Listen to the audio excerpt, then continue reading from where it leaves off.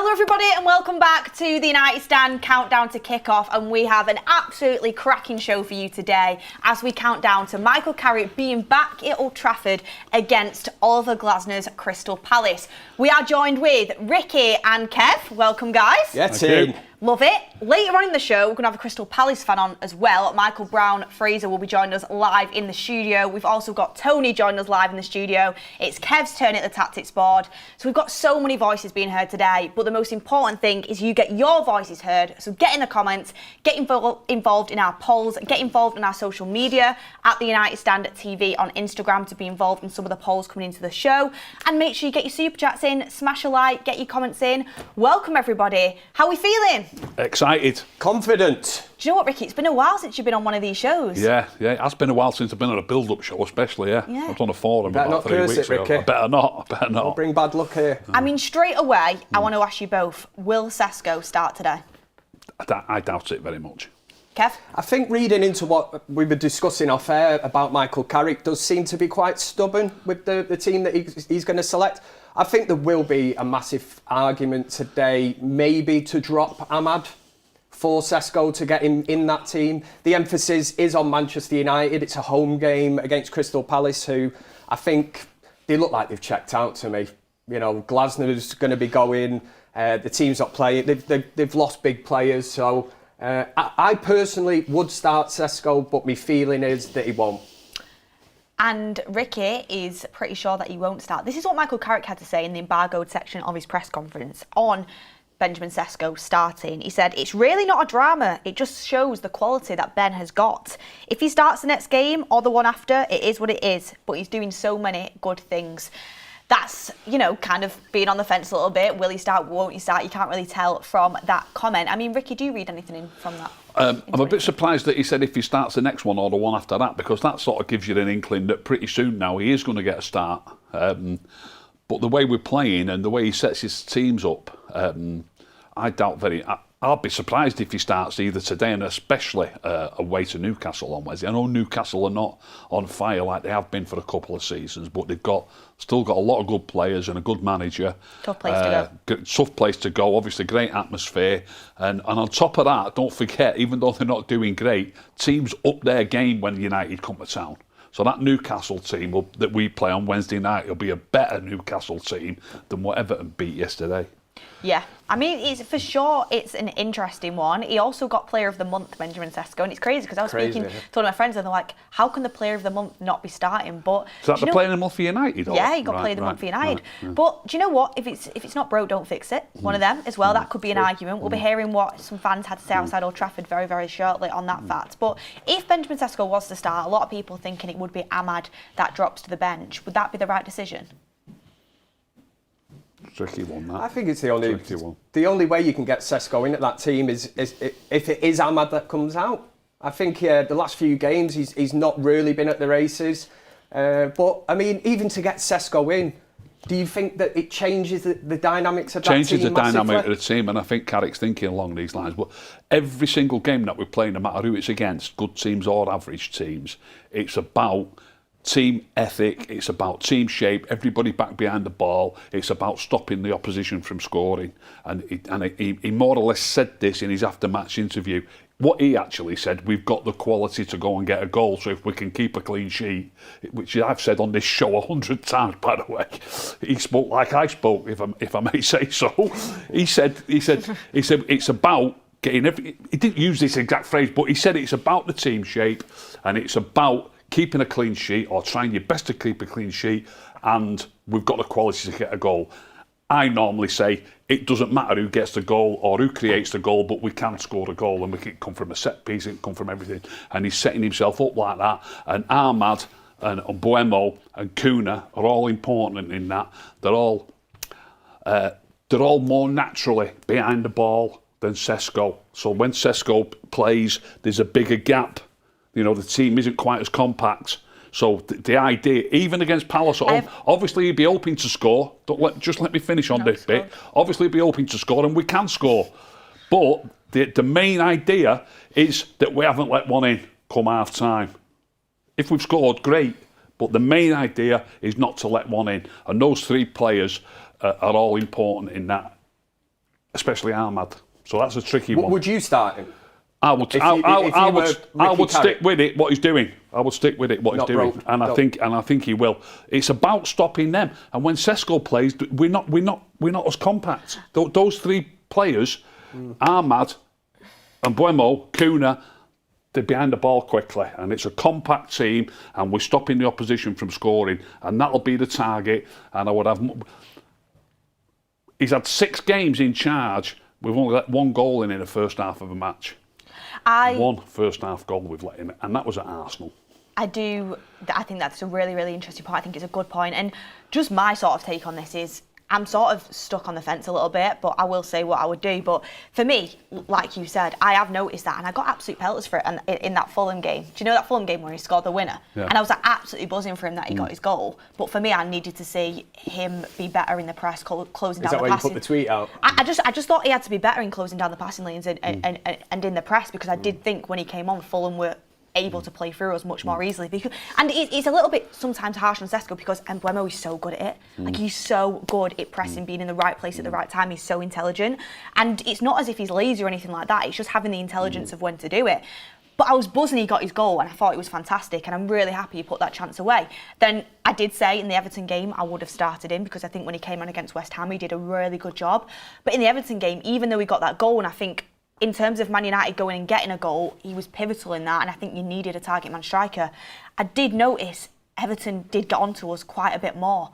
And like you said, the team shape with Ahmad and Buemo and Cunha, all of them have a little bit more defensive intelligence to get back in the right places at the right times.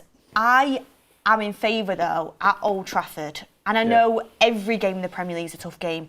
At Old Trafford, the crowd's going to be right behind him, because he's been scoring some crucial goals for us. He's doing a really good job. I do think he's improving, and I think there's so much improvement for when he came off the bench, even though he scored in the Fulham game, to when he came on the bench in the Everton game. He just looks more hungry, more aggressive. I think Carrick's building his confidence really well. If it was up to me, I do think in this game I would start him. I think he can start in this game. I do. I would start horses, isn't it? You have to look at the opposition. It's all right, I know you're saying you want to be compact, you want to stay in the game till half-time, but without sounding disrespectful, Crystal Palace, like I said, they've got a manager that's checked out, he's going, the players, it's in disarray, that club. And as you say, Beth, United are the home team. The emphasis is on Man United. So if you're going to start him, if Carrick's alluding to the fact that he is going to start at some stage, is today not ideal? You've just said a home game against a team in total disarray. Is this not the game to, and the emphasis will be on United from the first whistle.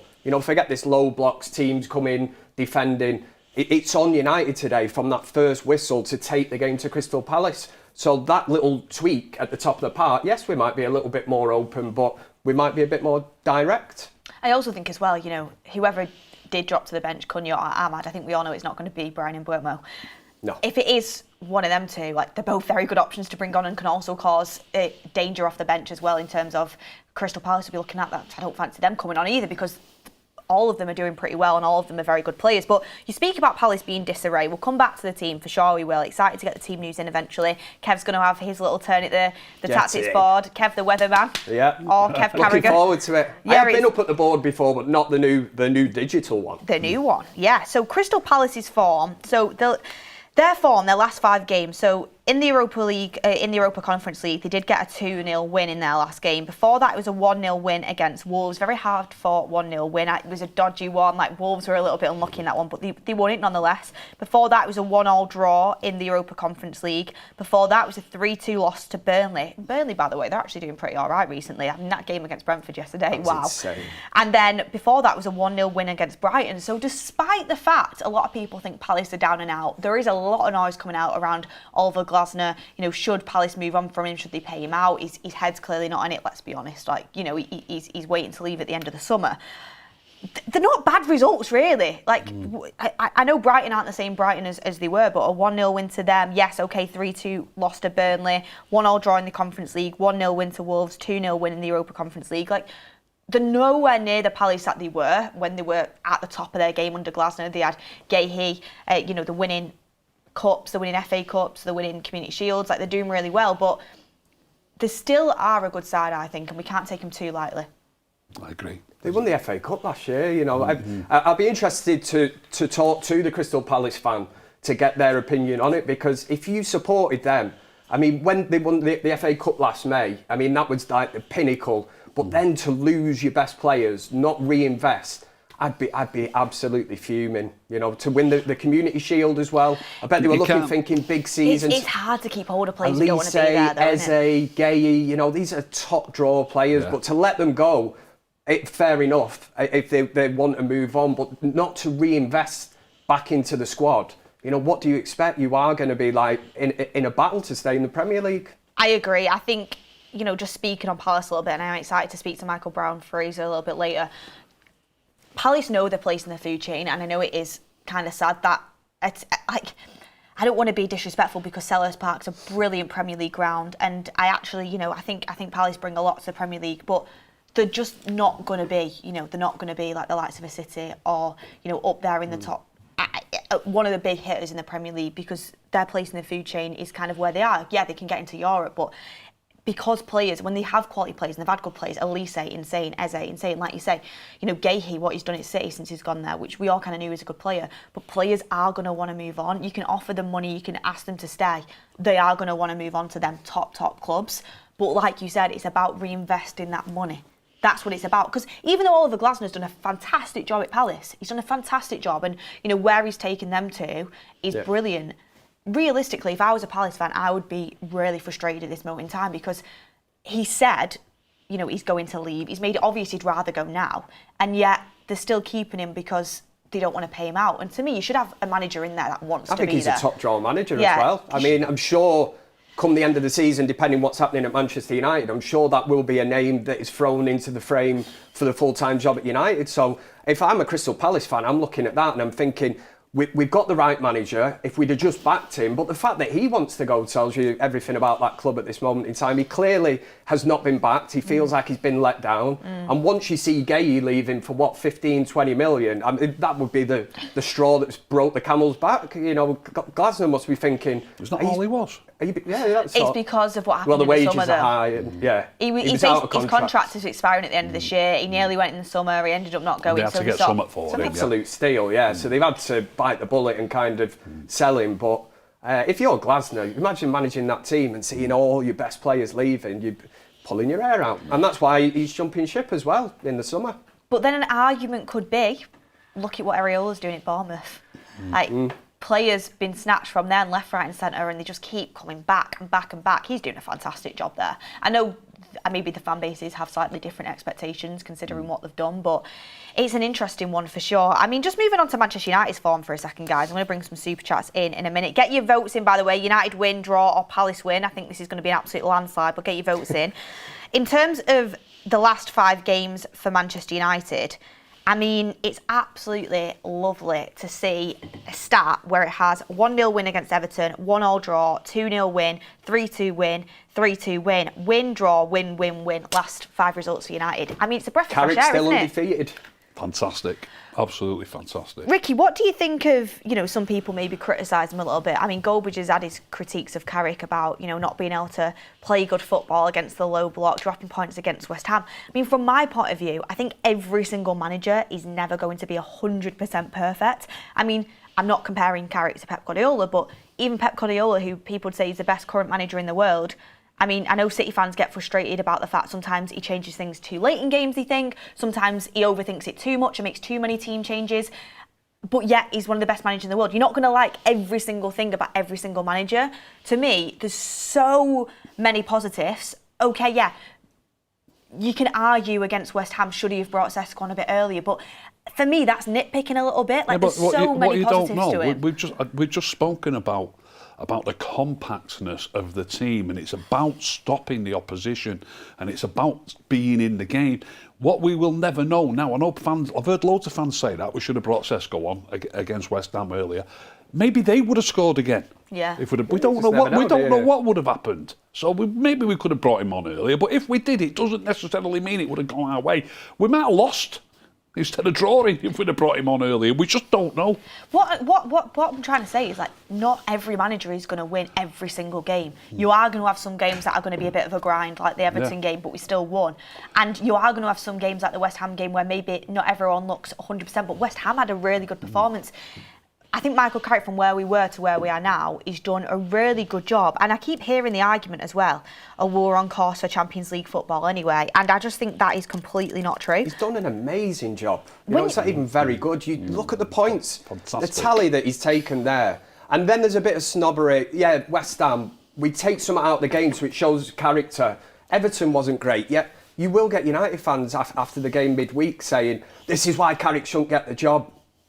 We've won 1-0. City just grinded 1-0 out of Leeds, and it was a very hard-earned 3 points. You can't play, free-flowing football and win every week. Sometimes, if anything, the sign of a good team is one that wins when it doesn't actually play well. Everton huffed and puffed midweek. Couldn't score. It was a great win. Well, in terms of being on track for Champions League football as well, people saying, well, we were already on track for Champions League football. I don't think we were because we are now. Because of the fixtures that we had. I mean, look, we've got 16 out of 18. We've got 16 out of 18 points since Carrick came in, right? It feels like we've just kept winning. We've had one draw, just win.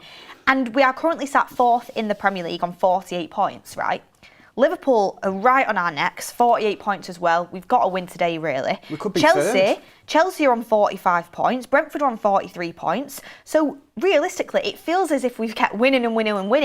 And there's still, in that top 5, teams just right on our backs. And if we drop points anywhere, we could be, trying to fight our way back into the top 4 again. So we've had to go on a really big winning streak to even get into that position. And people are saying, yeah, we could be third, and we could, and hopefully we are. Hopefully you win today and we go third, just ahead of Aston Villa on goal difference. But at the same time, you've got Brentford down there in 7th place on 43 points, 5 points behind us. It's very, very, very, congested in that area. And thank God, we beat City. Thank God we beat Arsenal. Thank God we beat Fulham. If we hadn't have won all the games we did, we could have been really struggling now. Exactly that point that you've made about the fixtures that were coming up is a great point. People are saying we were on target. I think we were in 6th when he took over. If I had to have money on it, and if anybody could prove it, which nobody can, I would bet we'd be 8th or 9th now. I agree. Not higher. We'd be 8th or 9th. We probably wouldn't have beat City. We probably wouldn't have got 16 out of 18 points, we do. We do, even under Amorim. Let's not be completely unfair. Even under Amorim, we had the odd great win, but it's very unlikely we'd have beaten both City and then Arsenal. We didn't have the consistency. And then straight after that, we had fixtures at Old Trafford, the type of fixtures that we weren't winning under Amorim. Fulham and Spurs. There could easily have been 2 draws. We'd probably be lower in the table, not higher in the table. Amorim took a year to get 2 wins in a row. I very much doubt he would have got 16 out of 18 points, and that's not a slight on him. I'm just saying that's how well Carrick's done to get us into this position. But it's an interesting one. Will we win today? Man United win, draw, Crystal Palace win. 89% of you have said a Man United win, 6% draw, 5% Crystal Palace win. So keep getting your votes in the comments as well. But I'm going to end that poll now, actually. I'm going to do a poll for should Benjamin Sesko start, yes or no, as we prepare to sort of do our predicted 11. Should Benjamin Sesko start? Let's do that poll and get involved. And if you also want to get involved on our Instagram as well, if Sesko starts, which forward should be on the bench? That's a poll going on our Instagram at the United Stand TV. Go and get involved there. And there's some more polls as well to get involved in that we'll be bringing into the show. So go and get your votes in on our Instagram. Daniel Thompson says, hope you well, Beth, Kev, Ricky and the United Stand. Palace is where royals reside, but this isn't Bridgerton or Downton Abbey. This is the theatre. This is Man United. It's our time to claim the throne, earn the day and never give up. Let's go to work. Get him in the dressing room. Bit of fault's gone into that super chat. I like that. Get him in the dressing room. Get the early contender for super chat of the day there. Exactly. Get your super chats in, everyone. Get your voices heard and let me know what you're thinking, what you are feeling. But in terms of, Ricky, I've got to bring this up again. You've left Bruno Fernandes out your combined 11 once again. Why? I like Kobe Mainoo. What's up with that? I was double interested with the thing that was going round in our chat during the week. Did Mords put it in there that he'd been speaking to his mate and they were struggling to decide who was the better technically gifted player, Bruno or Mainoo? I absolutely loved it when I saw that. Everyone bangs on about him being the best number 10 in the Premier League, and here we are wondering whether he's the best number 10 in our club. Do you know He's the best number 10 in our club. Think he'd be better than Mainu? I don't. He's the best number 10 in our club, Ricky. Did you see me? Positions, Did you see me? Yeah, but Mainu could play at 10. Like when I leave Bruno out, I always put Mainu at 10. Always.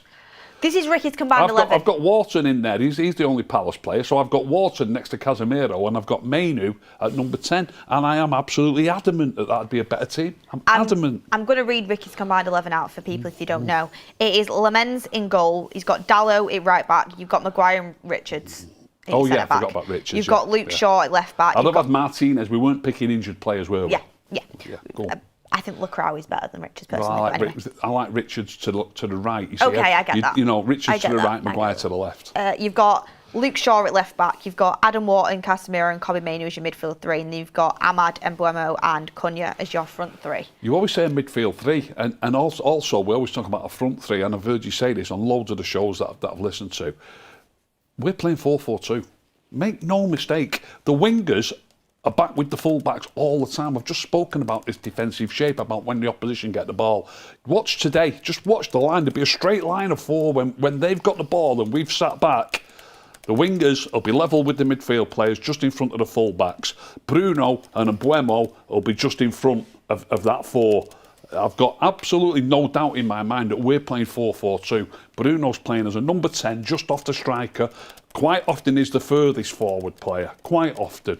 So I don't know why people don't see that I mean, 4-4-2's out of fashion, or supposedly out of fashion, and that's why people don't want to say it. But, you know, if you're going to call it 4-3-3, would that mean that your two wingers are entitled to stay a bit further forward when we're defending? Is that how that would work? You know what I mean? Probably, because they don't. You know, they with the watch Ahmad today. If they've got, I don't know if they're playing with a left wing. If they've got a left wing or a wide left-sided player, it might be the left back. What's he called?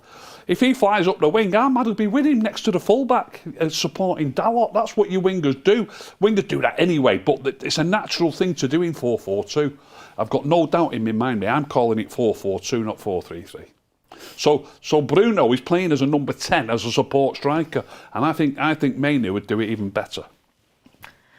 I disagree. Some shout that, isn't it? I disagree. I think Mainu is a brilliant box-to-box player, and that's where I like him.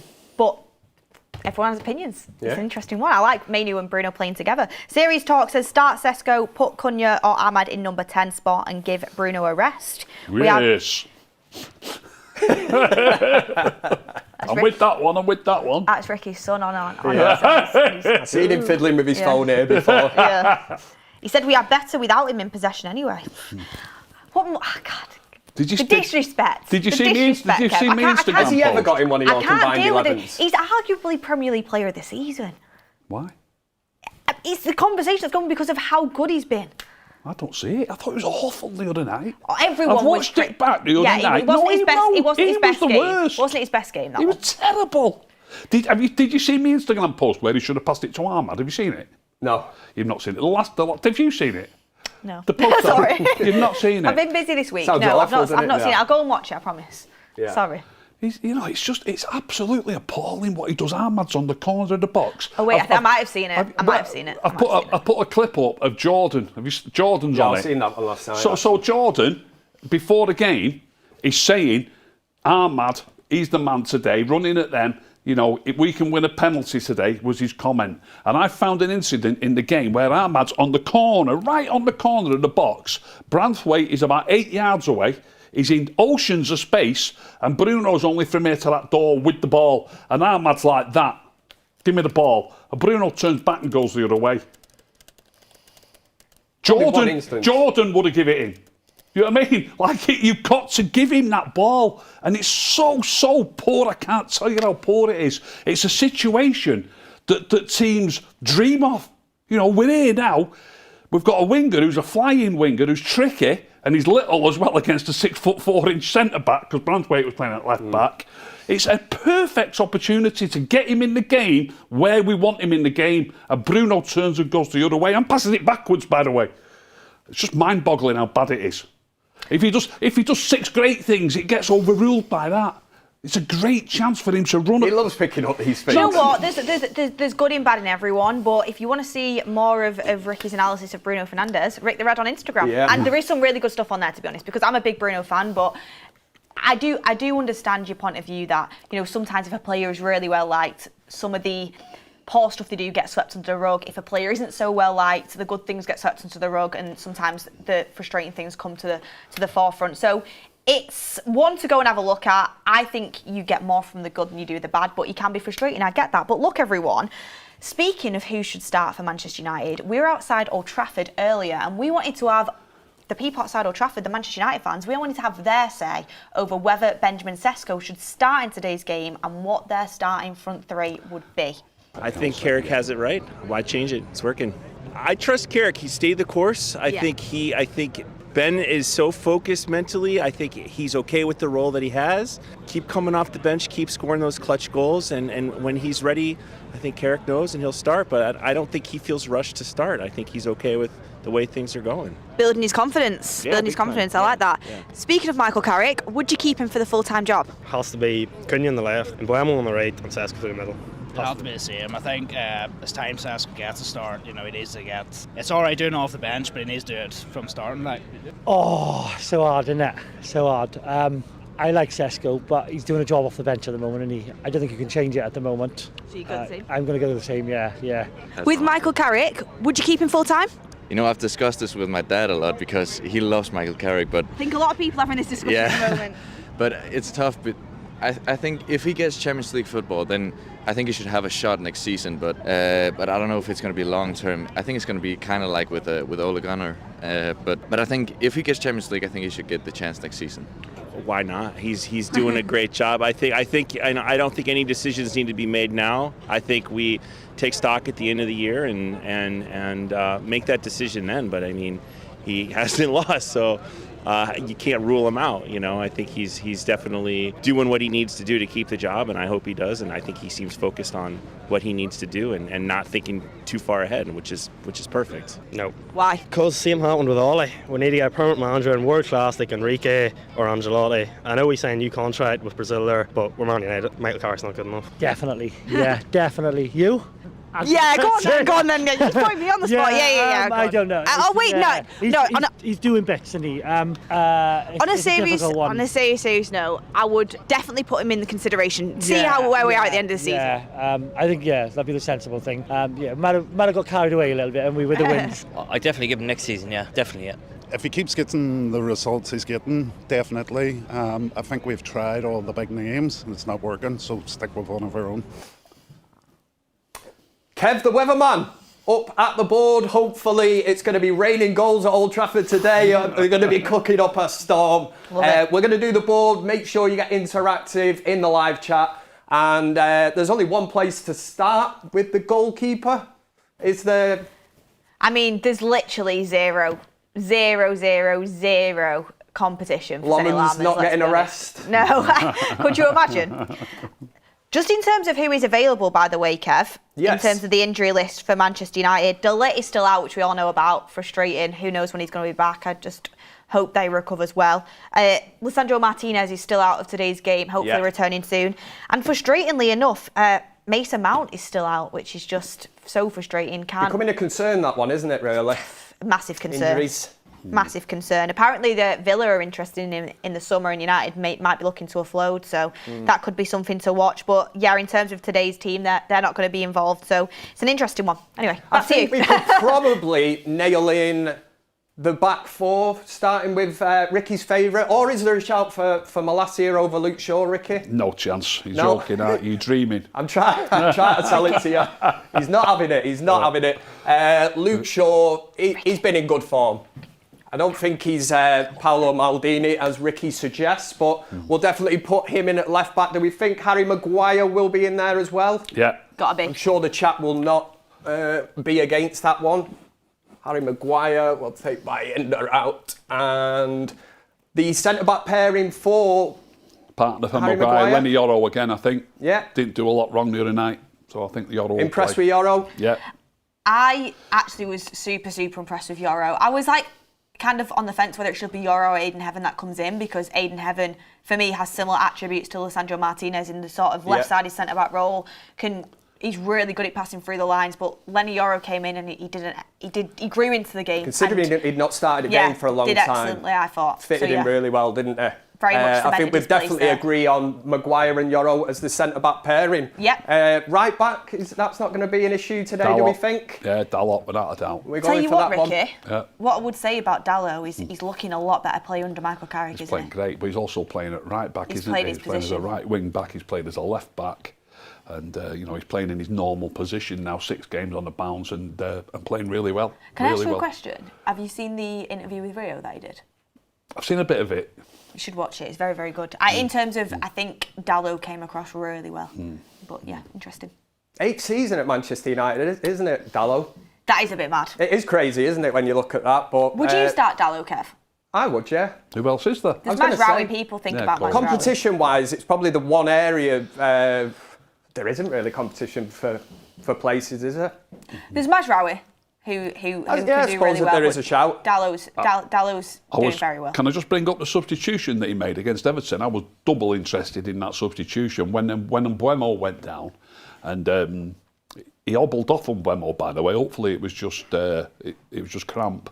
But anyway, I expected, as we've seen many times, I expected Bruno to go to the right and Ugarte to come on in the middle, and he brought Mazraoui on at right back and put Dalot on the right wing for about 14 minutes or however long was left.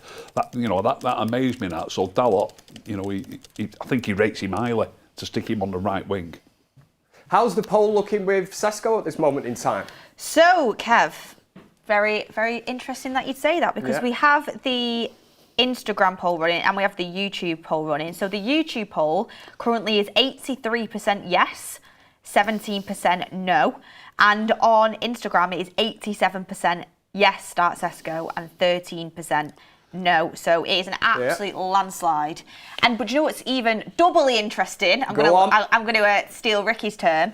Is that we did put a poll out on Instagram saying who should be on the bench if Sesko was to start, Mbeumo, Ahmad, or Cunha, and it is 8% Brian Mbeumo, 15% Cunha, and 77% Ahmad. So pretty much a landslide there. Wow.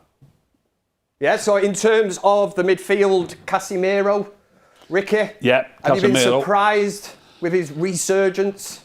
I think I have really. He did say he was going to give it his all until his contract expires or he leaves in the summer. Yeah, he's playing well. He's playing very well, Casemiro.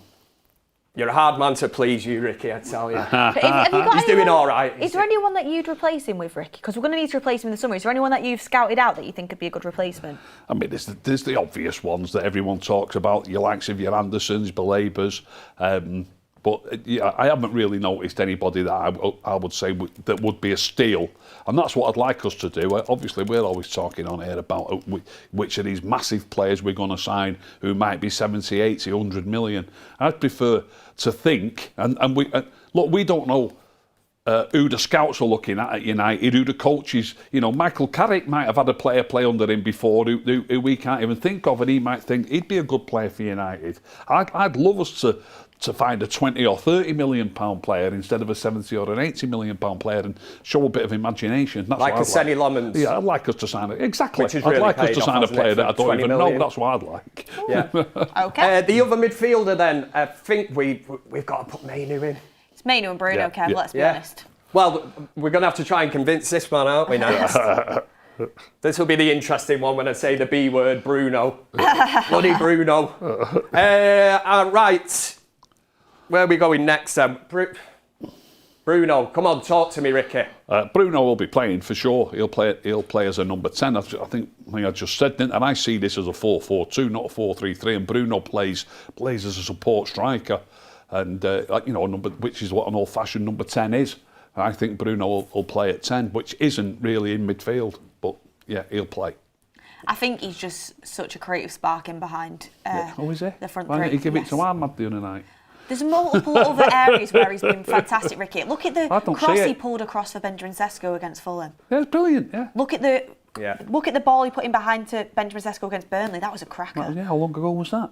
He does it a lot. Hey, Ricky, how did you even manage to praise Luke Shaw for United's goal the other evening? Oh, he played like a 5-yard pass. He starts that move up. Look. It was up here. Cunha had to bring it down. It was a yard off the floor, and he volleys it to Cunha, And Shaw was the first person Kuna ran to, by the way.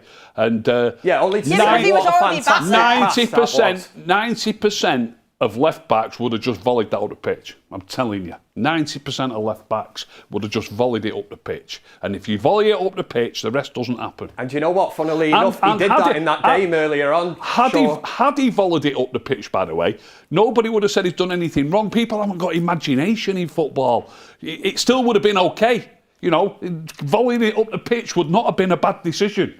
But he didn't. He played a simple shot. I say simple, but it is off the ground and it is a volley, and he just drop it right on his toes. It's a great pass. It's a great pass. People don't seem to understand that short passes can be great passes. It's a great pass. I still think it was more of Shaw going to Cunha to celebrate, because Cunha's pass was absolutely out of this world. But I think, you know, it's, again, a really good point that not many people make, and it's great to have you on the show to give that sort of insight, Ricky. Front three is going to be interesting here now. A few people in the chat are, you know, not really for dropping Ahmad, because Ahmad is a very, very, very good player. I mean, Wolfie has said Sesko and Mbeumo, Cunha to start, Ahmad on in the second half to run riot against Palace defenders. I mean, there's a lot of comments on Benjamin Sesko. Some people are saying, we bought in a striker worth nearly 70 million. He's scoring goals. He needs to start. I mean, this is an interesting start. Benjamin Sesko has netted 5 goals in 6 league games for Manchester United since the departure of Ruben Amorim, averaging a goal every 37 minutes in this run. Heading into matchday 28, no player has more non-penalty goals in the Premier League in 2026 than Benjamin Sesko with 5. So he's on fire in terms of the goals, but that is from coming off the bench. So he's playing well as an impact player, isn't he? If that works for him, it works for Michael Carrick. It is the one area of the pitch really doesn't have competition at the moment. You would argue that Mbeumo playing up here, is his only real competition, and we know that Mbeumo is not an out-and-out number 9, but he certainly brings something totally different, because you're going to get the work rate. He's going to drop back into midfield. You've got the extra numbers, team shape is totally different. But you could open that up today by playing Sesko. I don't think he is going to play him. What we're going with, I think we've got to go with the chat though. We've got to go with Sesko front, because that's what the chat has said. I think we're going to get it wrong. I think Carrick will go with the same front three, but I'm going to go with Sesko just because what the chat have said in terms of it's a landslide. It's a democracy here on the United Stand. We listen to the chat. Are we not trying to get it right rather than just going with the chat? Oh, I'm just kind of give them a say, you know. Okay, They've not got a seat on here, Ricky. No, I get what you mean. Do you know what another thing for me is about Sesko starting? I do think it could benefit Bryan Mbeumo, because I do think, even though he does a really good job, as playing as sort of a versatile type striker, I think off the right, that's his best position. His crossing's fantastic, can cut inside for the shot. I think he's brilliant on the right, Bryan Mbeumo, and I think that could benefit him. Him and Benjamin Sesko are developing a nice little relationship there. So it'd be good to see that from the start at Old Trafford with Stretford in behind him. It'd be nice. But in terms of the left-hand side, Cunha, Ricky, I know you weren't 100% sold on him when he first came to United. Is he starting to grow on you? He still overdoes it a bit. He still overdoes it a bit on the ball sometimes, but he's playing great. I love his defensive work. That's what Carrick will be looking at. And I've explained already that it's about not letting them score. People sometimes think that's being defensive. It's not. For me, I know this isn't going to be what we end up with because you're putting Sesko in there, but for me, when you've got Ahmad and Cunha on the flanks and Mbeumo at 9, they settle back behind the ball quickly when they've got the ball. There's nothing wrong. Even though we are trying to score, Ahmad's a flying winger. Cunha can run at people and make things happen. So it is still an attacking style. It's just that when we lose the ball, we've immediately got everybody behind the ball. But when we win the ball back, we want to try and keep the ball. We want to try and put pressure on the opposition. And there's no reason why this should be looked at as a defensive move. There's nothing wrong, even though you're playing attacking football and you want to try and score goals. There's nothing wrong with having everybody behind the ball quickly when they win the ball. And as I mentioned earlier, we've only let one first half goal in all season. That's not all season, since Carrick took over.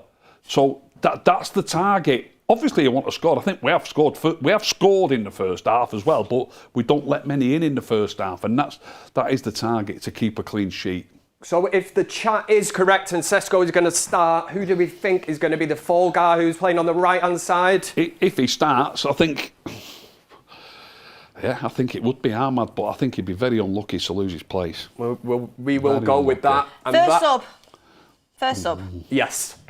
And that completes the team. It's there's only one change really from midweek, which would be the fact that Sesko coming on and scoring the winner gets his start today against Crystal Palace at Old Trafford. We happy with that? I'm happy with it. I think just to echo what Ricky said there, people when attackers, and they are attackers, they're looking at the goals and assists all the time, and that comes before the defensive side of the game, which can really help a team out. And Ahmad is probably the best in terms of getting behind the ball and contributing to the defensive side. So I just want to give him a little shout out because it would be unlucky if he was dropped. But I think Carrick will keep it the same. But based off what we've come to, that could be the only change. I like Sesko being up front. It's nice. Thank you. Yeah, it's good. Yes, it's good. That completes the team.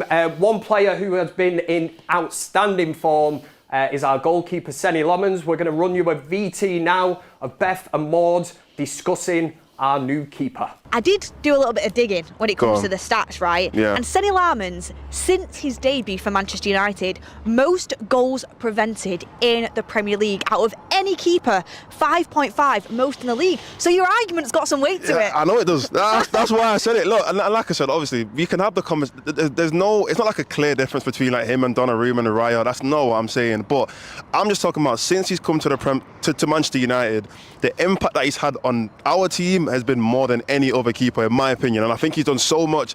Everything you said before, I can probably repeat the exact same thing, but what he's been able to do for us, just in terms of, like you said, just being able to keep the ball out of the net. We've had such an issue with goalkeepers with just keeping the ball at the net. We signed Onana for his ball playing ability, and we forgot that we need to have a keeper that can actually stop the ball from going in the net. And Senny Lemons does that just perfectly. He does that beautifully. So, yeah, for me, he is in that conversation, and it will take a while for people to give him the credit because United haven't been the greatest this season, and also, you know, look at City and Arsenal that are competing for a title. Naturally, you're going to want to put those players in bigger conversations. But I think once we enter into the Champions League next season and we see what he can do on the biggest stage, we're going to give him so much more credit than we're giving him right now. And you know what, it's crazy? Goalkeepers don't even enter their prime, enter their peak until their late 20s, early 30s, some would argue. And he's 23 years of age. He's got so much more to come from him, and he could be Manchester United's keeper, successful keeper for the next decade. You would say Senny Lemons has one of the greatest chances in that side of winning a Premier League, 100%. And I think he's absolutely capable of it. So very, very high praise for Senny Lemons. Yeah. And do you know what? When you talk about high claims as well, I think that's a huge part of being a successful keeper. I think all the best keepers in the world, you can rely on them off set pieces. You can rely on them to bail you out of pressurising situations. Yeah. And that Everton game, that's why for me he truly announced himself. Love Senny Lemons. I just think he just keeps getting better and better. And like I said, it's nothing absolutely fancy, glitz and glam. But against Everton, for me, that was a top keeper's performance, just in terms of the pressure took off the defence, making the saves we needed to make them. Hopefully more to come from him, and hopefully he won't be like, you know, have as many corners against him and many set pieces against him in this game. Hopefully it's just all Man United dominating. He don't really have to do much. It's not going to work, is it? So and Everton tried it 10, 11 times midweek. You'd think they'd get to a point where you go, we need to mix it up here, because Lemons was just coming out and going bang every time, and it was like, mix it up. That's what happens though. Like you know, other teams will look at it and think, oh, we won't try that tactic next time. Because David Moyes himself was even shocked. He said in his post-match interview or press conference, he didn't expect that from him. So now he's kind of showed everybody else in the Premier League that, you know, Lemons isn't just going to sit back and take that. You're not going to be able to bully him, and I think that was a really important, vital performance. Just in terms of team news, I know Ricky wants to bring in the Sesko stat, but team news is out, and the breaking news is Benjamin Sesko does start for Manchester United. Get in, Carrick. Come on. Is Ahmad on the bench then? I'm going to get it up for you now, Ricky. Go on, I'm going to get it up for you now. What were you going to say about Sesko while I'm getting your team? Let's hear the team first, and then I'm trying to get it for you. Okay. I'm trying to get it for you. Okay. Okay, so the team is Lemons in goal. You have Dalot at right back, Yoro and Maguire at centre backs, Shaw at left back, Mainu and Casemiro in the midfield, and Buemo off the right, Bruno in behind in the number 10 role, Cunha off the left, and Benjamin Sesko up front. We got it absolutely bang on. Ricky, good job of listening to the chat, eh? It is actually. You've got it right. Are you shocked? I'm shocked. I'm devastated, to be honest. You're devastated. Come on, you're not devastated. I just wanted him to keep the same team and go with the same. I'm happy with him. With the same thing. Yeah, look. Devastated is the wrong choice. Yeah, it's a wrong phrase, but I'm devastated for Ahmad. I'm devastated for him. Why, what's he done wrong to be left out? He's not been great the last couple of games. I know you can make an argument for a few, but if there was going to be one person, and it's not necessarily dropping him, maybe, he did play a lot of football at AFCON as well. I suppose Mbumo did as well, but you do look, he just looks a little lost at this moment in time. I love him, don't get me wrong, I think he's a great player, but... I think everything about Ahmad's game is absolutely essential for Manchester United across 90 minutes. I think he's a fantastic player. I think the only thing that is maybe missing from it at the moment, which is what you said, Kev, is that final end product, so the output. We know he's got it. Maybe him being on the bench might be a little bit of a jolt. He strikes me as the kind of player, he'll use that as motivation. Exactly. He's not going to sit Garnacho style sulking on the bench. I mean, he was used to being on the bench for a long time, weren't he, under Ten Hag? Yeah. So and what a sub to have. We need to get to this point where the players on the bench, you look to it and you think, if it's not going our way, can we change it? And he is a game changer. So in that sense, where the squad wasn't, even under Amorim sometimes, we had the likes of Xerxes and they weren't really game changers. At least now you've got a player like that, especially if you're chasing the game. Hopefully we're not. But even if we're in control of this game, to bring on an Ahmad, somebody who uses the ball so well, so intelligent, he's just a great player to have off the bench as well. Especially if you've got a lead as well. If you've got a lead, he's a brilliant player to come on to. Either or, if you're 1-0 down, if you're 1-0 up. Yeah, I love that. Because he's that good. Look, like I said, I was on the fence. There was reasons for me starting Sesko. There was also reasons why I wouldn't change it. But I am very happy that Michael Carrick's given him that opportunity. I think when a player is coming on and winning you vital points, sometimes you just got to put your arm around your shoulder and say, look, you've done what I wanted you to do. It's a reward, isn't it? You're getting your start now. Go and prove to me why I should have started you the last few games. Like, come on, let's have it. I want to see it, and this is a real opportunity for Sesko now. You can do it from the bench. Let's do it from the start. If he starts today and United go out there and win 3-0, it's an apt. I mean, it doesn't have to be 3-0, but if you win and you have a positive performance, you do. Keeping a clean sheet is a bonus, but you go out there and you contribute. And even if he doesn't score, if he has a really good game, like it does put a cat amongst the pigeons, because then he's proved he can do it from the start. As a striker, you always want to score. You always want to score, but he can have a good game. And then it really kind of puts that question of who is the best starting front three. And it's a good question to have. You should always have players off the bench who can make an impact. I mean, regularly, City start with the likes of Cherki on the bench, who's just a top player. They have other top players on the bench. You want that competition. You want to be able to affect the game from the bench. So I think it's a good thing. Do you not want to bring your starting anymore? Yeah, I'll bring it in, yeah. I'll bring it in. It's a pertinent time to bring it in. I mentioned about half an hour ago, didn't I, that we've only let one goal in the first half of all 6 games. At half time, 5 times we've had a clean sheet. And once we've let one in, I'm praying now that we keep a clean sheet in the first half today, because we're now going to play slightly differently. We're not going to be as compact when they've got the ball. We won't have quite as many players behind the ball, and we won't be quite as compact, and we'll be a little bit more stretched.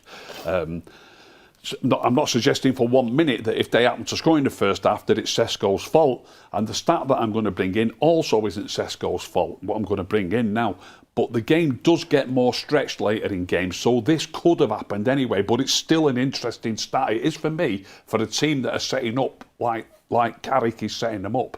So Sesko's only played about 90 minutes in all these substitute roles, and in those 90 minutes we've let 3 goals in.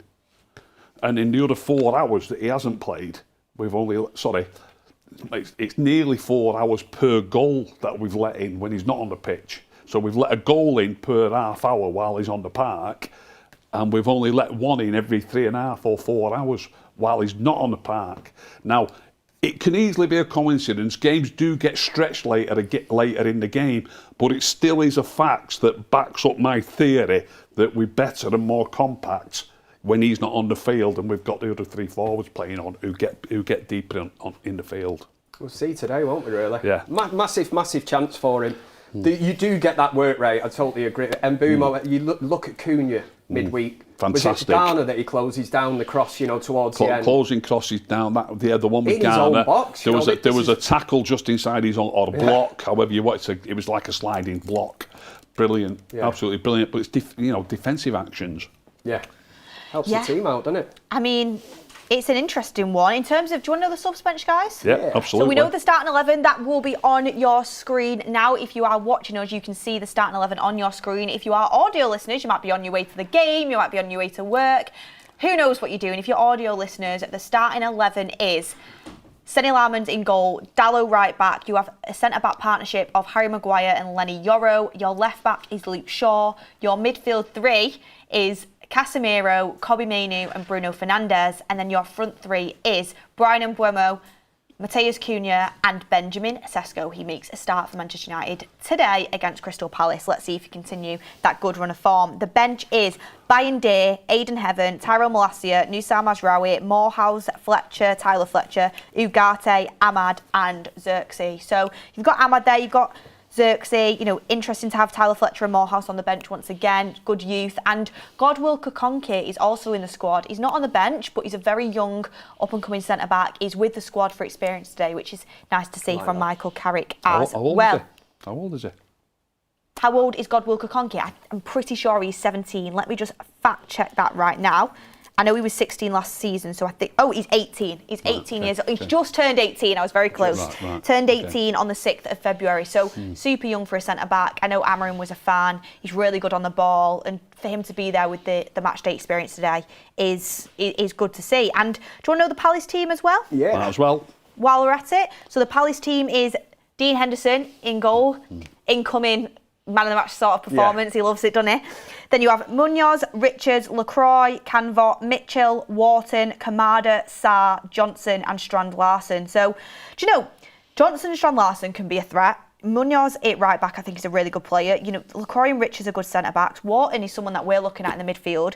Kamada started to come into his own. Pap Sarr's a good player. Don't talk him up too much, love. I know, but I'm not trying to. I'm just saying, people think they're going to be a walkover, and I hope that is the case. But they have still, even though their team's been picked apart a bit, they have still got some good players. Even when you were reading through that team, then I was like, can I change my score prediction to 1-0, please? Yeah, exactly. So it's still on paper, it's still a good team, and it could cause us. It could cause us issues. Yeah. What I said earlier was it depends what Crystal Palace turn up. Is it the one where they're going to turn up with a lilo under the arm, the snorkel on, the flip-flops, or is it going to be one that comes that's highly motivated and wants to get a result? I said Pap Sarr, I meant Ismaila Sarr. Sorry, I got confused because Spurs lineups just flashed up on my phone as we were coming through, but I meant Ismaila Sarr there. Pap Sarr's a good player as well, but Ismaila Sarr is an attacking threat. He's really good. And he went under the radar a bit when Eze was doing the business, but he's a good player.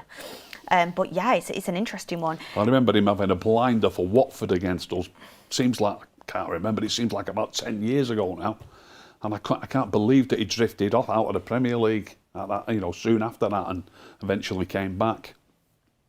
Yeah, guys, is any of that team news kind of influence your score predictions anyway, or do you still think United? No, because I personally, we've got it right on the board between us. We went with what the viewers were saying, obviously putting Sesko in, but I think that's set up. I know Ricky's saying that it might make a huge difference to the actual team shape, but we're at Old Trafford. The emphasis is on Manchester United to go out and win this game. So I think it's a really positive move. And I did say earlier, before the news broke, was that if you can't give Sesko this start today, then when is he going to get it? This is the perfect game now. Because if he has a blinder today, then he's in contention. He gets himself in that team. And then he's in the thinking for midweek against Newcastle. So he has to take this opportunity. It's all down to him now. Go out there, do the business. Because if he doesn't perform, and we see Ahmad introduced and he comes off and they have to switch it round, then at this moment in time, Carrick will be looking and thinking, well, this Sesko is more suited as being an impact player, which is not a horrible thing to say, really. It just means that bringing him on at a certain time with his pace and power, as we've seen against Everton, it's a good thing to have. Nearly 10,000 of you guys in the room. Keep smashing a like on the video. Share the video around. Get your super chats in. We've got loads of super chats to get through. Michael Brown Fraser, Crystal Palace fan, will join us very, very soon. Excited to hear his thoughts on the team news. We have Jack Brown saying Bruno has played the worst out of the front four the past few games. Shouldn't he be the one on the bench? Time and time again. You've been on your phone again, Ricky, haven't you? Yeah. Cost him a fortune in super chats here. I know, he loves it. He's having a break from Spain for the month. He spent it up on super chats. Brian Costello says Ahmad versus a tired Palace in the second half is good for him. Esglad, welcome to the United Stand Members Club. Thank you very much. Class of 99 says Ahmad seems to be on a very short leash with some of the fan base. Like there is a very low tolerance, yet he's been a top player for us and such a bright spark. Why? Great shout. I love Ahmad. For me, he's one of my favourite players.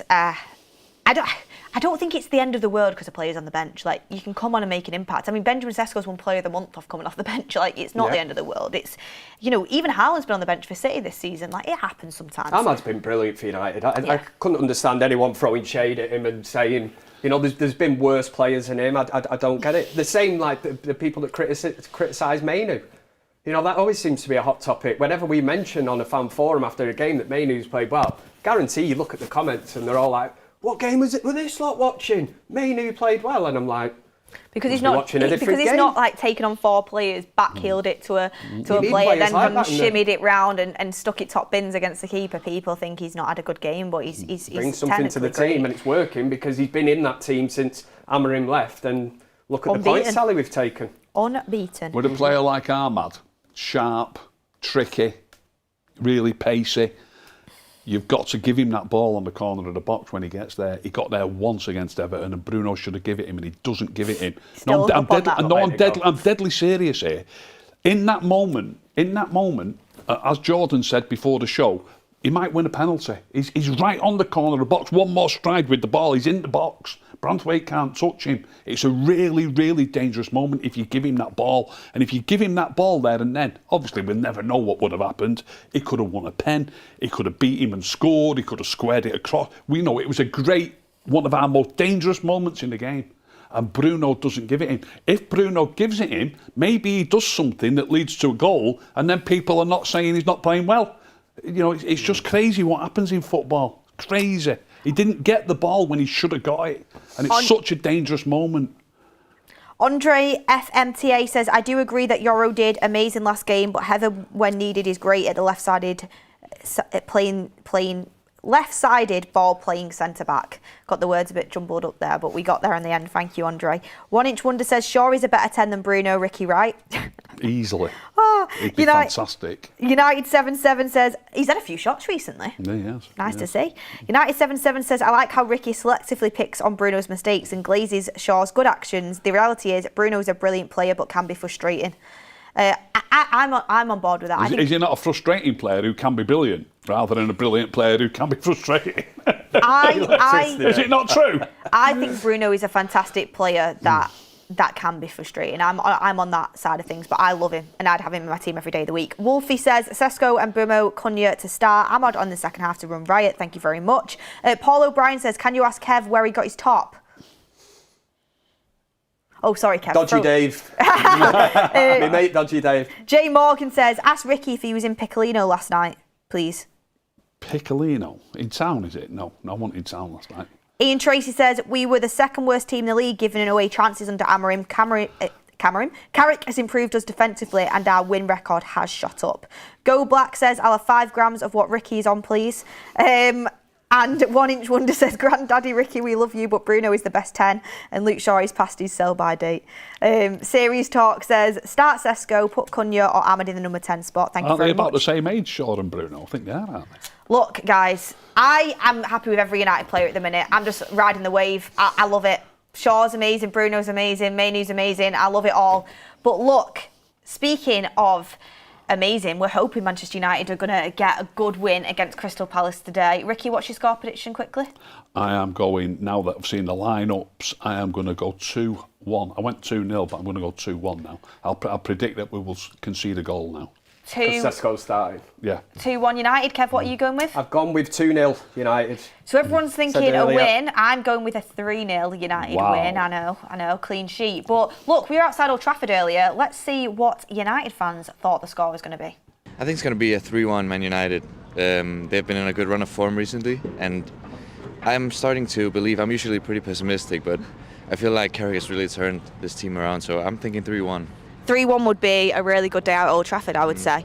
Who do you think the goal scorers will be for Manchester United? I think Mbeumo is in a good run of form right now, so I reckon he'll get one. And then maybe Casemiro from a set piece, and then I think Sesko's going to come off the bench and bag one as well. 2-0. Who's scoring? Bruno and Brian. 4-0. 2-1. Who's scoring? Sesko twice and Mbeumo. Fernandes. I think Sesko gets one and then the other I don't know about it yet. So 3-0. Who's scoring? I don't know, I got a feeling Cunha earlier is going to score first. Sesko off the bench. Yeah. And then Buemo, but I don't know. Someone's going to get 2. Someone's going to get 2, yeah, okay. I don't know. I got a weird feeling Cunha's going to score first today. 4-1. 4-1, you're going big. Who's scoring for United? My favourite players, Cunha, Buemo, Sesler and Bruno Fernandes. 3-1. Bueno, Cunha and Fernandes. I'm going to go a big 3-0 United. 3-0, who's scoring? I think Sesko starts. He scores, yeah. He scores the first anyway, yeah. 2-1 United. Who's scoring? Sesko and Bruno. 4-1 United. 4-1, okay. Who's scoring for United? Sesko if he starts 2, Mabermo 1 and Bruno 1. 3-1. Who's scoring? Bruno twice and Bemo once. Tell you what, a lot of people going with a Man United win. I think actually we had everyone saying a Manchester United win. Shocking. Michael Brown Fraser won't like to hear that. We are joined Shocking. with 2 more guests and fantastic guests as well. We're joined by Tony, thank you very much, United fan, and Michael Brown Fraser, Crystal Palace fan. How are you feeling about that? Not liking that, but hey, it is what it is. You know? Are you confident today? I am a little bit, yeah. Ooh, Yeah. okay, why? I've already said it. 2-1 win to Palace. 2-1 win to Palace? Yeah, I think the unpredictability of Palace at this moment in time will hopefully get us over the line. Yes, we have had a few sort of like stuttering starts since the beginning of the year, but I think against United, I think we all play up a little bit when we come to Old Trafford. We've got no fear. We haven't got nothing to lose, really. It's you guys. true. I think the pressure's on you lot to actually get the result against us rather than the other way round.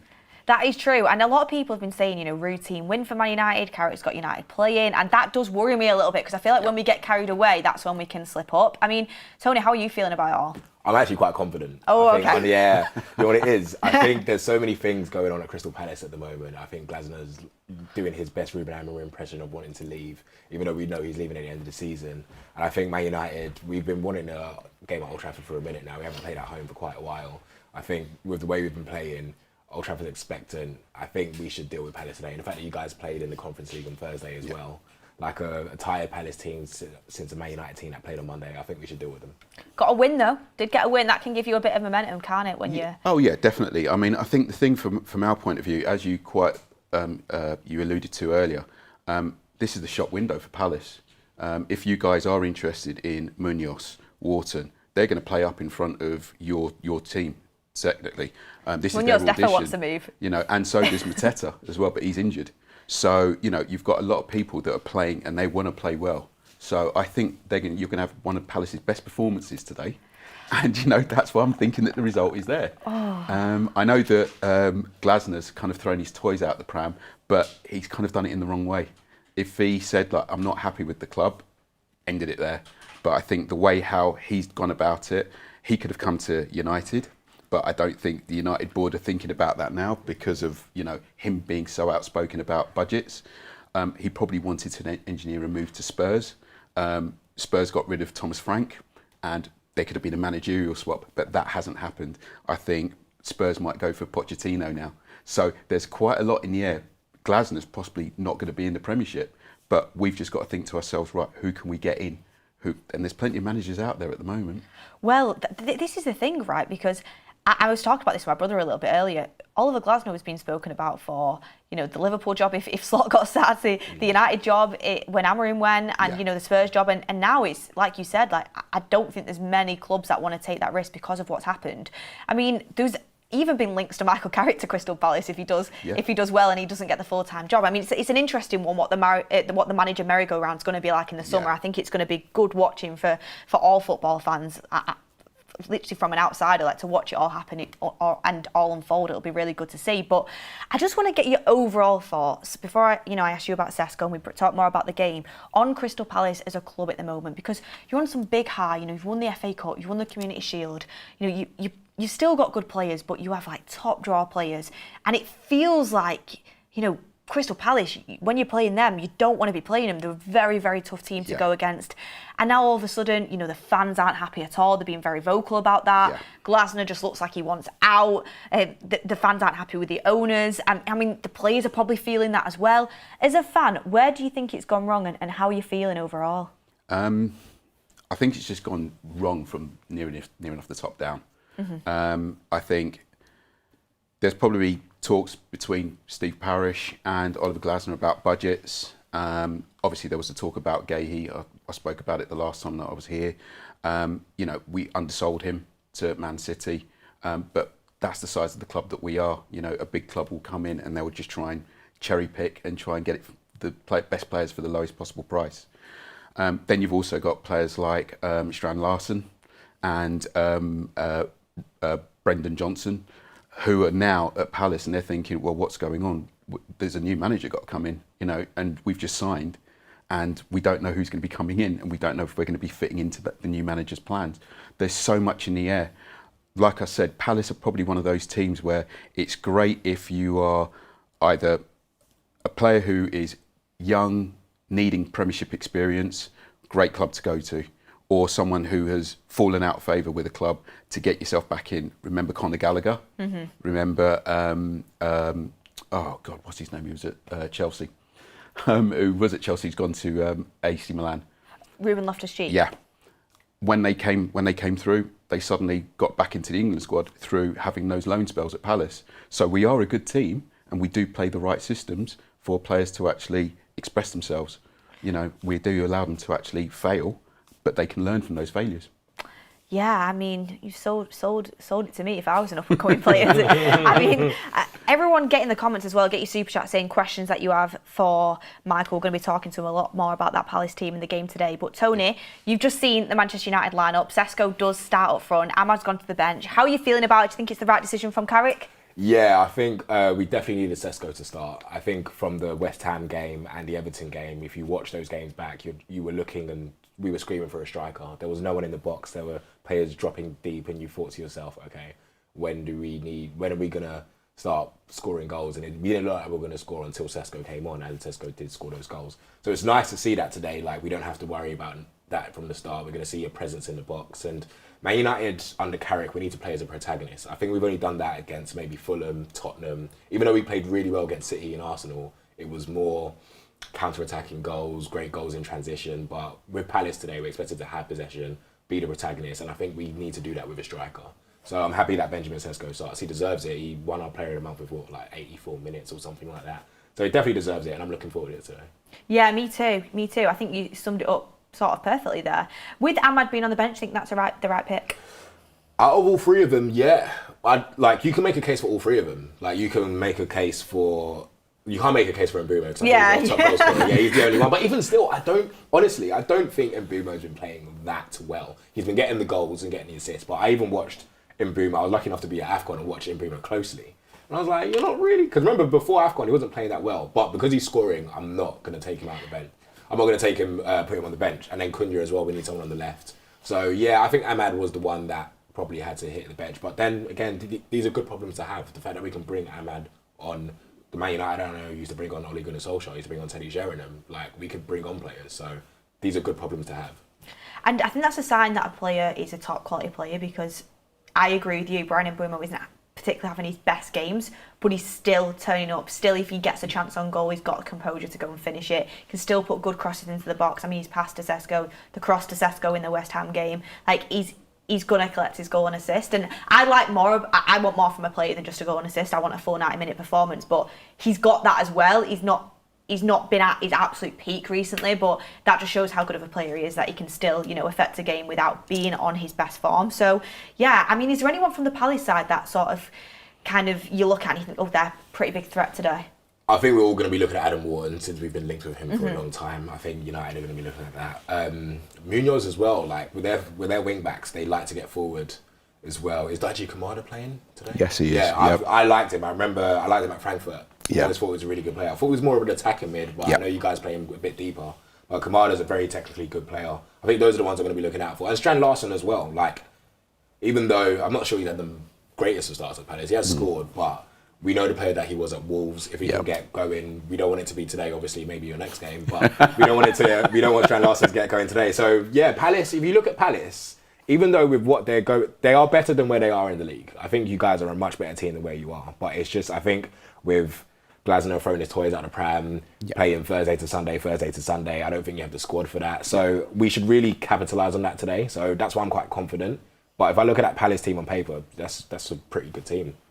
Yeah, I mean the Strand Larsen thing is really interesting because Mateta was basically out the door. He's going to Milan. You buy Strand Larsen, then he can't get his medical through the door, and he ends up coming back to Palace. I mean, what do you think will happen there? Lord knows.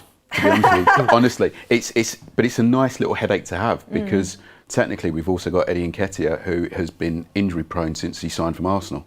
So we do need sort of like a backup striker, and I do think that Mateta's frustrations have been that he was the only striker. He possibly was playing through his injury and he didn't let on, but he was getting the goals. He was a very focal point centre forward for us as well. And when you looked at some of his games as well, he was very, very, playing up top on his own. He was doing quite a lot.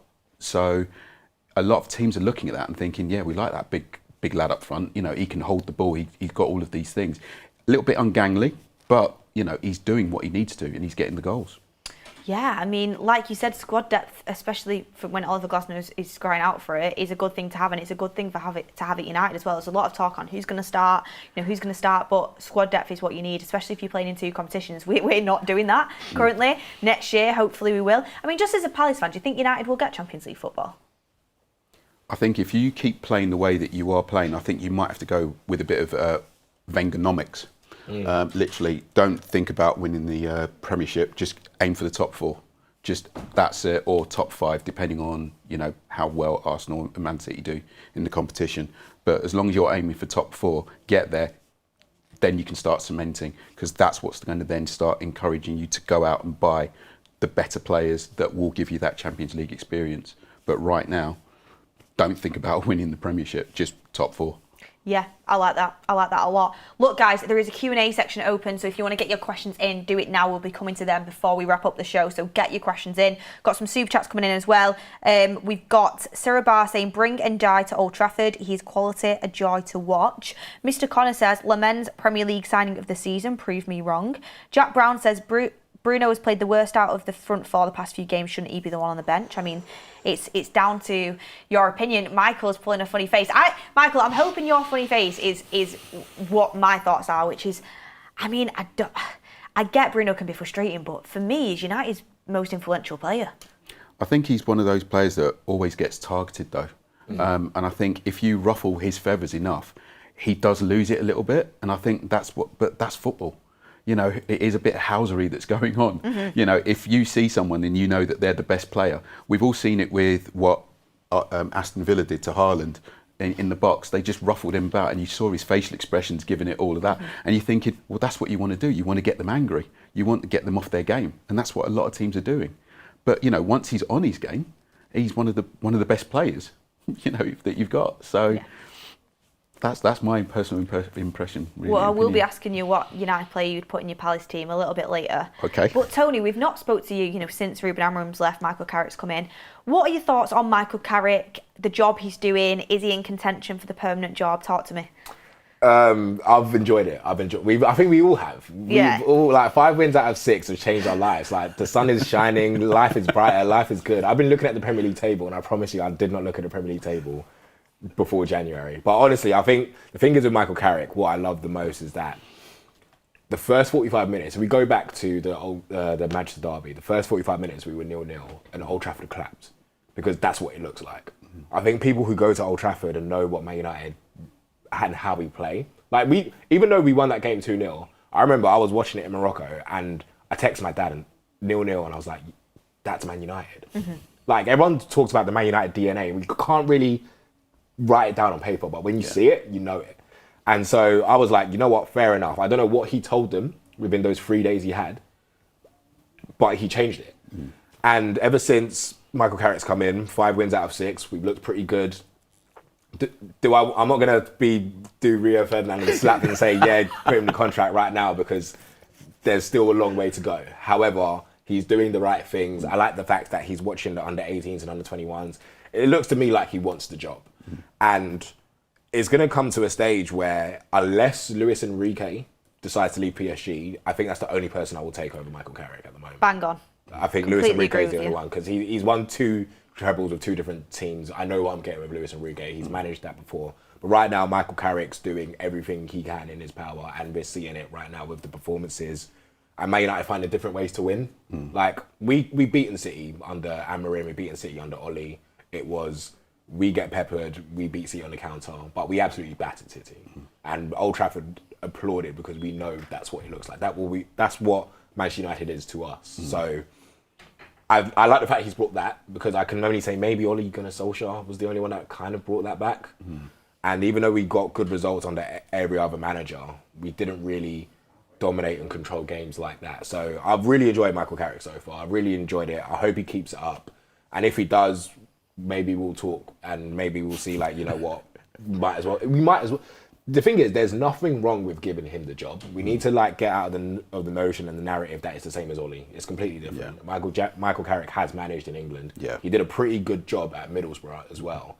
And so I know Middlesbrough, I think we put a notion on the Championship, but you're a Palace fan. A lot of your best players came from the Championship. Look, I know they play different styles of football and they are different people, but Vincent Kompany was at Burnley, and he's gone and done absolutely fantastically at Bayern Munich. Like, I don't think you should turn your nose up just because a manager is managed in the Championship. And I know Kompany did get that Premier League experience, but he was sending them down. Do you know what I mean? But Enzo Maresca, he won the Championship and won the Club World Cup the next year. Like, we don't. I think it's just because he managed in the Championship and this is Man United.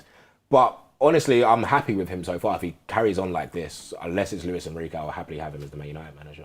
I mean, from your point of view as a Palace fan, and I do want to ask you, like, a little bit as well, what do you think United's strengths are today you have to watch out for, the weaknesses that you could maybe capitalise on, but also your thoughts on Michael Carrick as just, kind of a outsider looking in? I would give him a solid 8 out of 10 to start off with.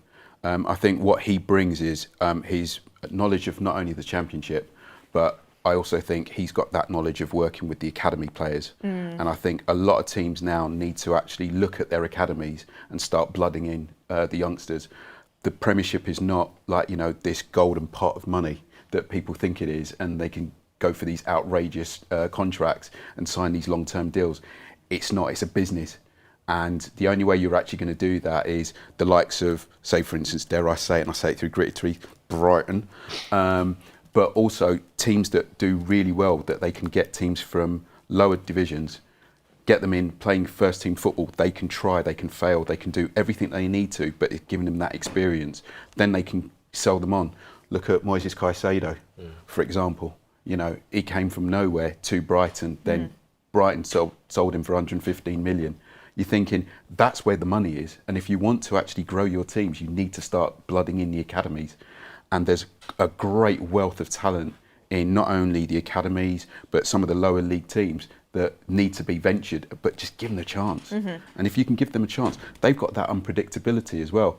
That's the reason why I said that Palace could potentially win today 2-1. Well, not potentially, they will win 2-1 today, because we have that unpredictability.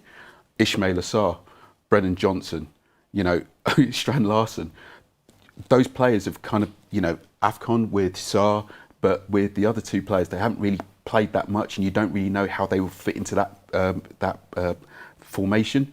But we could get a goal out of that. We know how United play, and going back to one of the players that I think that, we're happy that isn't playing, Ahmad.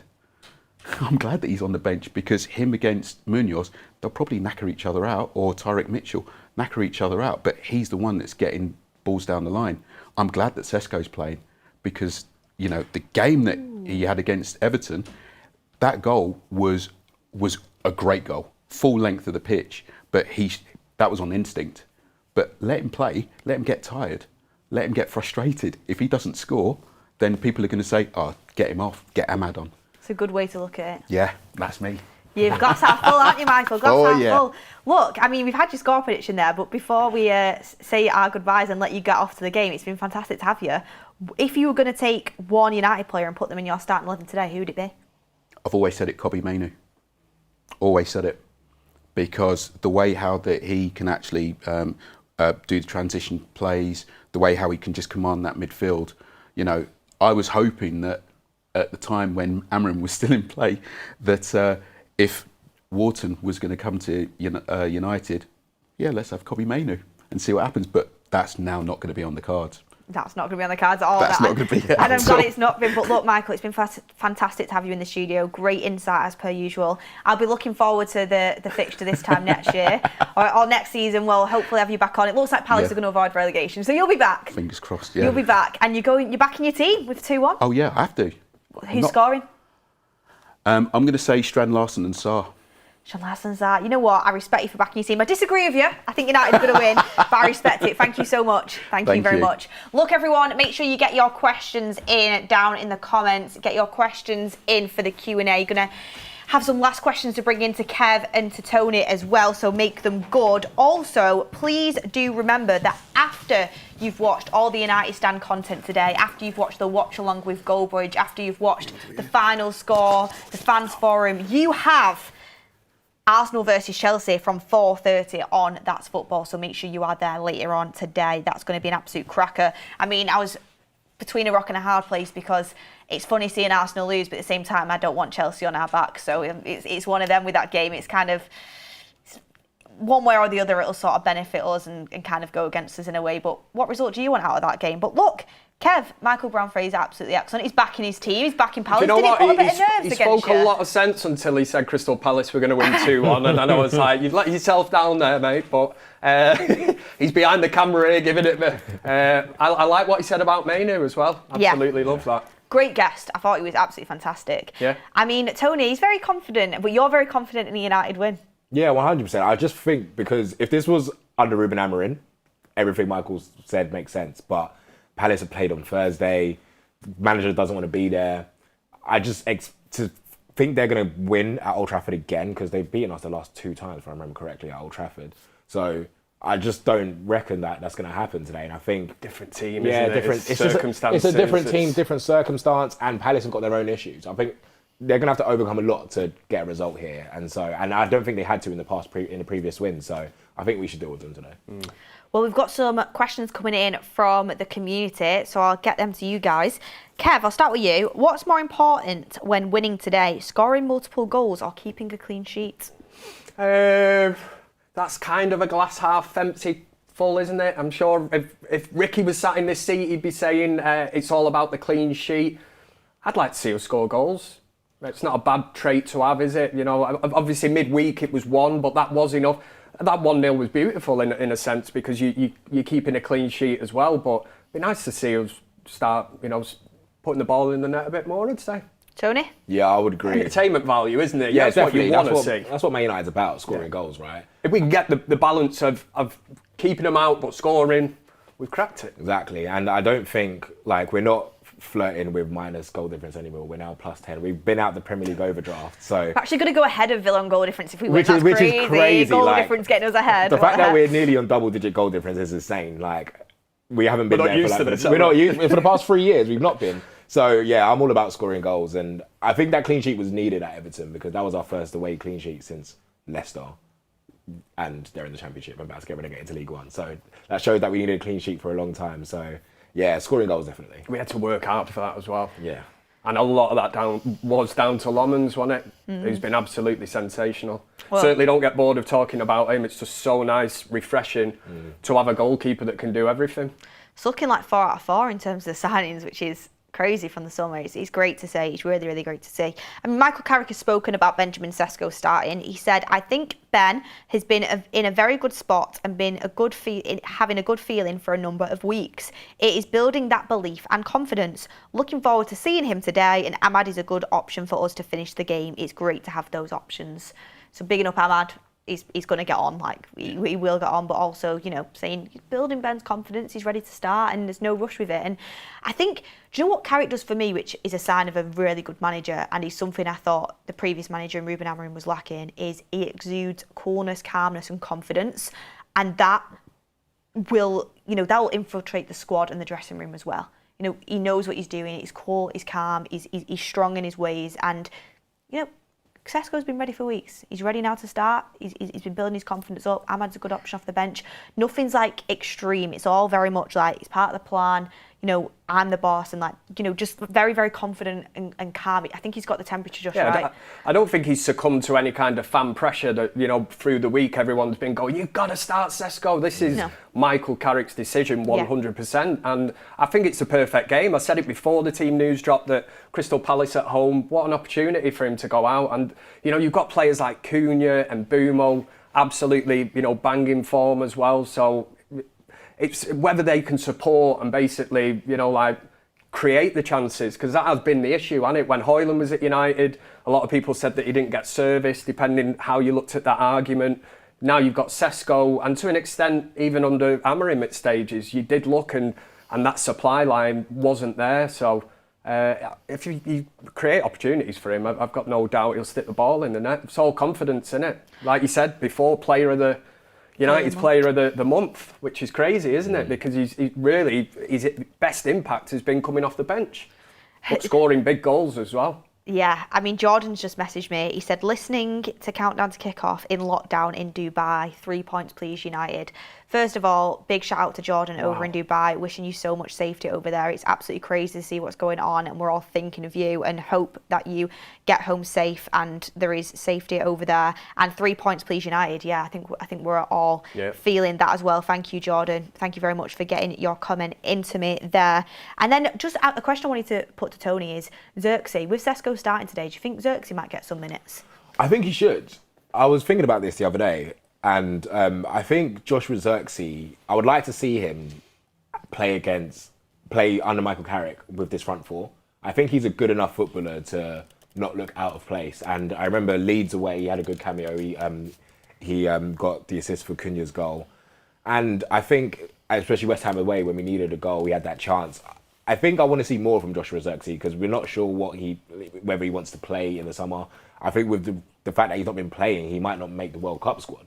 So that might be a thing for him where he might want to play a bit more. And so I would like to see Xerxes get some minutes today. Like, hopefully Sesko gets his hat-trick and we all applaud him off, and then Xerxes gets some minutes. That would be the best case scenario. But I would like to see Joshua Xerxes get some minutes with the likes of Mbumo, Cunha next to him, because I feel like we've seen Joshua Xerxes, but that was with Garnacho. What would you say his best position is if you were going to play him? I think a striker. I think even though he has the ability and the dribbling of a number 10, I still think Joshua Xerxes could be your last man. I think he can drop in, and I think he's good enough to play, but I still think he should. When I watched him at Bologna, and I guess Serie A, totally different tactically to the Premier League, he was still playing as the last man in the attack, and even though sometimes he played in the two, he looked good as a striker. I think when we tried to play him as one of the 10s under Amorim, it was okay, and he's good enough to drop in and pass and make a late run into the box. But I think that's his best attribute. Like, I remember his opening goal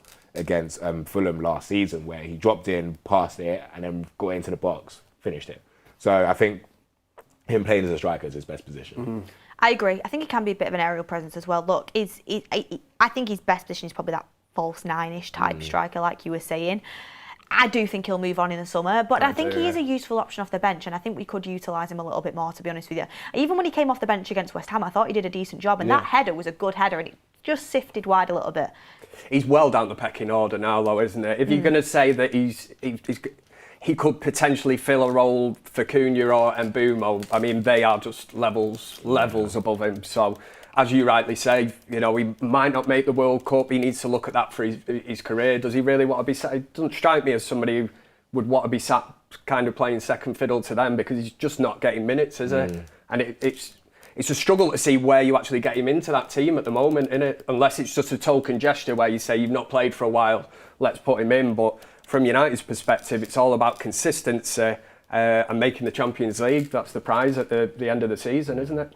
Yeah, exactly. I think when you play one game a week, it is tough to give everyone the minutes. So many people are suffering in the squad for that. I think Aidan Heaven as well. He had a really good cameo just before the new year, and I think he won our Player of the Month in November or something like that, Aidan Heaven. And then since we're playing one game a week, can't get minutes, and it's unfortunate. I don't think. Hopefully, it's not an issue next year, and we will see people play some more minutes, but the rotation's going to be totally different. Well, we hope. We hope.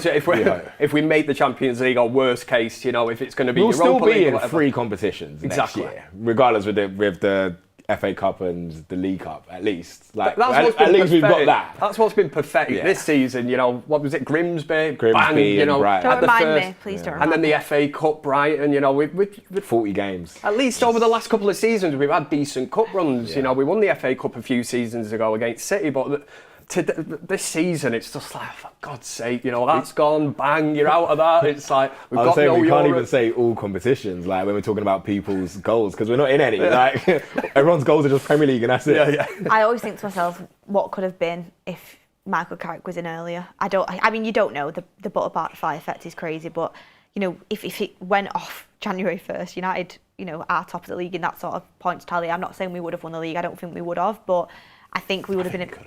Do you think? I think we would have been in a much more comfortable position. I think we could have been competitive. Yeah, but it's not even the start of the league because, like, even though, listen, forget Ruben Amorim, but he didn't leave us that much off the top. It was that run where I think we had played, like, after Liverpool, and we thought, okay, we have Brighton, no, we have Wolves at home, we have West Ham, we have Bournemouth. Everton at home. If Michael Carrick was in there, I think we win 1 or 2 of those games. We look at the table now, we're only 4 or 5 points clear of. We'll be saying title race. It's just annoying that obviously my grandma had wheels, she would have been a bike, but it is what it is. We just can't do it anymore. But yeah, it's literally that run. Like, if we had won any of those games, we could be having a different conversation. Be well up there, yeah. Champions League is the aim, and I think we can get it. Nevsky says, one of the best pre-game shows ever. Good job, everyone. Come on, United. Love to hear it. Love to hear it. Look, Gorbage is now live, so we're going to be handing you over to him. But Tony, quickly, score prediction. 3-1 United. 3-1 United. Who's scoring? Sesko, Mbumo, Bruno. Kev? Nice. 2-0 Manchester United, Mbumo and Sesko. I'm going with 3-0 United. Clean sheet. I'm going Cunha. I was going to go Bruno and Sesko, but I might go Sesko and Ahmad off the bench. He'll be feeling it. He'll want to give a little bit, and I think he could come on and do a Benjamin Sesko and score off the bench. So that's what I'm going with. But look, everyone, smash a like on the video. Thank you, everyone, for being involved in today's pre-match show, the countdown to kick off. Tony will be joining you later on the fans forum. Can't wait to see more of you. Kev as well, I'll be back to the fans forum. Yeah, man. And Ricky, who's already rushed off to the game, he'll be back on the fans forum as well. So stay tuned for that. Go over to Gorbage's watch along right now and just infiltrate the chat with Sesko time. Sesko time. Thank you everyone for watching. We'll see you on the fans forum. Come on, United.